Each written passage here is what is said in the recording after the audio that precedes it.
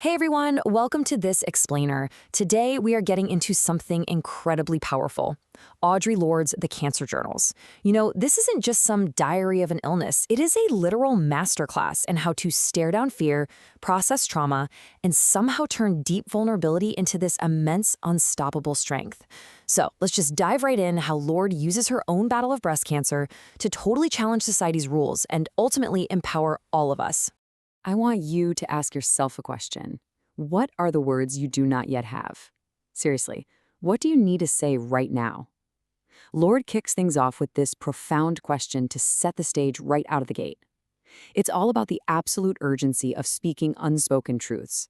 She figured out pretty quickly that biting our tongues and suppressing our voices, that doesn't actually keep us safe. It just guarantees that we suffer in silence.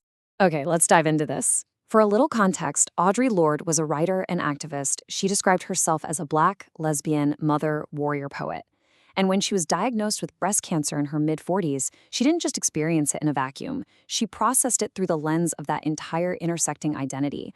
Her journals became this amazing way to take a terrifying, deeply personal diagnosis and flip it into a universal manifesto about mortality, identity, and flat-out refusing to be erased. Part 1. The catalyst of mortality. So what was the inciting incident that forced Lorde to completely reevaluate her life's purpose? It was a terrifyingly rapid progression. Back on Labor Day in 1978, she detects a lump during a routine self-exam. And then comes that agonizing 3-week wait for the biopsy results.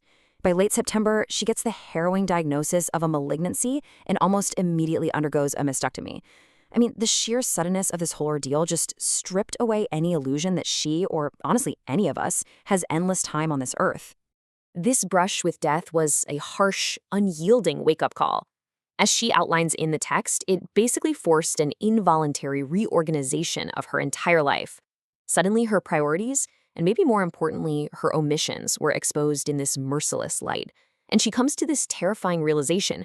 Her absolute deepest regret was withholding her voice out of fear. She realized that playing it safe, keeping her head down and staying quiet, it hadn't actually protected her from the ultimate threat of death. Moving into part 2, transforming silence into action. So the crucial point here is that staying quiet offers absolutely zero safety against marginalization or against mortality itself. Your silence will not protect you. That is arguably one of Lorde's most iconic insights. She basically reasoned that whether she spoke up or stayed silent, she was still going to die eventually, right? She was still going to face adversity. So voicing her truth wasn't some huge risk. It was an absolute essential for her survival and self-preservation.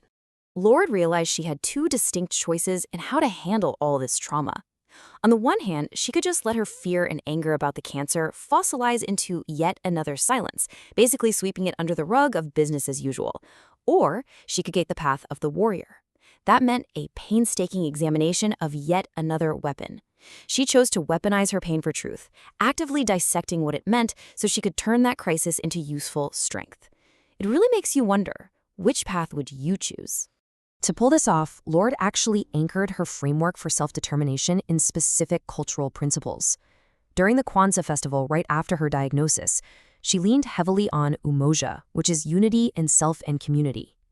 Kuchichaguguya, the principle of self-determination, meaning we name and define ourselves instead of letting others speak for us, and ujima, collective work and responsibility. She absolutely refused to let her narrative be hijacked by outside forces. Part 3. The politics of prosthesis. This fierce commitment to self-determination sparked a really searing critique of the medical industry, and specifically the intense societal expectations placed on post-mastectomy women. Critics at the time totally got what she was doing. They praised her for her defiant avowal of the reality of pain. Lorde presented a completely different model of power. She demanded respect for her transformed self, and she flat-out refused to artificially conceal her altered body just to make the rest of society feel comfortable. There's an incredibly vivid example of this societal pressure in the text. Back in the 1970s, it was standard practice to push post-mastectomy women to hide their surgeries, immediately. So a rep from a recovery program visits Lorde in the hospital and hands her this pale pink lamb's wool breast pad. The rep's big selling point? Nobody will ever know the difference. They were pushing for a swift return to normal. But Lorde looks at this fake, lifeless object and instantly thinks, Well, I'd know the difference. She rejects the cosmetic sham entirely. She demands authenticity over conformity. Part 4. The warrior's honorable scar. By rejecting that prosthesis, she fully stepped into her new reality. Now, what's really interesting here is how she frames the enemy. Lorde suggests that she and other women battling breast cancer aren't just victims of random biology. They are casualties in a much larger cosmic war. She points the finger at environmental and societal forces, neutrally listing things like radiation, animal fat, air pollution, fast food, and synthetic dyes as the actual aggressors. It's brilliant. She neutralizes the personal shame of the disease by shifting the focus outward to the toxic environment around her. Then she draws this fascinating historical comparison. She asks, why was Moshe Dayan, the former prime minister of Israel who famously wore an eye patch, never told to get a glass eye to, protect office morale? He was viewed as a warrior with an honorable wound. Lorde claims her mastectomy scars in the exact same way. She declares that women with breast cancer are warriors too. Her altered body isn't a loss, it's a proud mark of survival. So she makes this deliberate, highly political choice to live visibly. By boldly stating, I am a post-mastectomy woman, she's claiming a totally new identity without hiding behind a cosmetic fix. She really believed that keeping women silent and isolated just strips them of their power. Her visibility was essentially an open invitation for all women to recognize their feelings, give them a voice, and actually put them to use.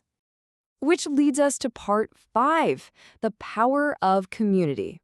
Lorde is super clear that she did not fight this battle alone. Her whole perspective on recovery is anchored by one incredibly powerful belief. I say the love of women healed me. Throughout the journals, she brings it up over and over. Collective love, deep connection, and the physical presence of her chosen family were her primary medicine against despair. For her, support wasn't just a nice, warm thought. It was a literal, tangible energy she relied on to survive. And this brilliantly illustrates how that community functioned in practice.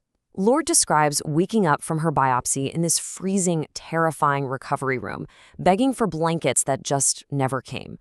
But soon enough, she's surrounded by her diverse group of friends, and they literally pile their own coats on top of her hospital bed to physically warm her up. She absorbed this flood of energy from the women around her and converted their shared strength into the power to heal herself. Finally, Part 6, Survival and Power. Ultimately, Lorde successfully takes this highly private, terrifying illness and aligns it with a much broader collective struggle for visibility and truth. What she left behind is literally a guide to survival for the 21st century body and soul.